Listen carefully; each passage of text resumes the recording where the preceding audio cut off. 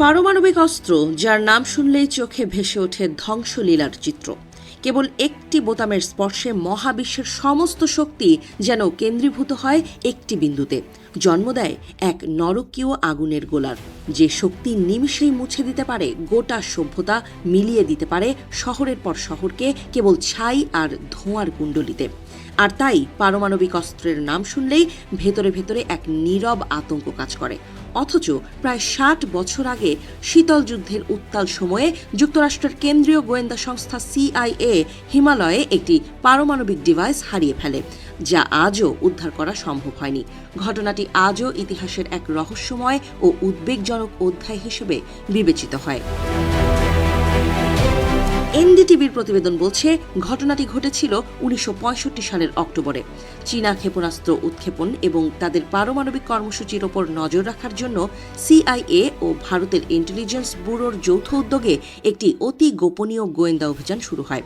উদ্দেশ্য ছিল উত্তরাখণ্ডের নন্দা দেবী পর্বতশৃঙ্গের চূড়ায় একটি প্লুটোনিয়াম 228 চালিত পারমাণবিক জেনারেটর সানো।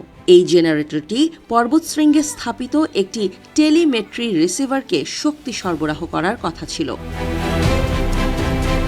তবে প্রচণ্ড তুষার ঝড় এবং প্রতিকূল আবহাওয়ার কারণে পর্বতারোহী দলটি ডিভাইসটি চূড়ায় স্থাপন করতে ব্যর্থ হয়। তারা ডিভাইসটিকে নিরাপদে রেখে অভিযানে বিরতি দেওয়ার সিদ্ধান্ত নেয়। কিন্তু যখন দলটি কয়েক মাস পর ফিরে আসে, তখন তারা দেখতে পায় যে ডিভাইসটি যার মধ্যে ছিল সেই প্রায় ৮.৫ পাউন্ড প্লুটোনিয়াম 228 ক্যাপসুল নিখোঁজ। ধারণা করা হয় ভয়াবহ তুষারপাত ও ধসের কারণে এটি পর্বতের গভীরে চাপা পড়ে যায়। হারিয়ে যাওয়া এই ডিভাইসটি আজও প্রায় ৬০ বছর ধরে হিমালয়ের বরফের নিচে চাপা পড়ে আছে। প্লুটোনিয়াম 228 একটি অত্যন্ত তেজস্ক্রিয় পদার্থ, যার অর্ধায়ু প্রায় ৮৭ বছর। বিশেষজ্ঞরা মনে করেন এই ক্যাপসুলটি সম্ভবত অক্ষত অবস্থায় আছে। তবে যদি জেনারেটরটির সুরক্ষা কাঠামো সময়ের সঙ্গে সঙ্গে ক্ষয়প্রাপ্ত হয়, তাহলে প্লুটোনিয়াম ক্যাপসুল ফেটে যেতে পারে।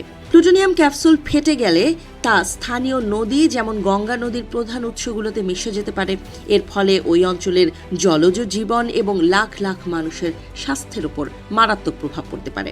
বিশেষ করে হিমালয়ের হিমবাহ গলে যাওয়ার বর্তমান পরিস্থিতিতে এই ঝুঁকি আরও বাড়বে। হিমালয় পর্বতে পারমাণবিক ডিভাইস হারিয়ে যাওয়ার ঘটনা বহু বছর ধরে গোপন রাখে ভারত ও যুক্তরাষ্ট্র সরকার। তবে ১৯৭৮ সালে এই খবর প্রকাশ পায়। ফলে ভারত জুড়ে ব্যাপক সমালোচনা শুরু হয়।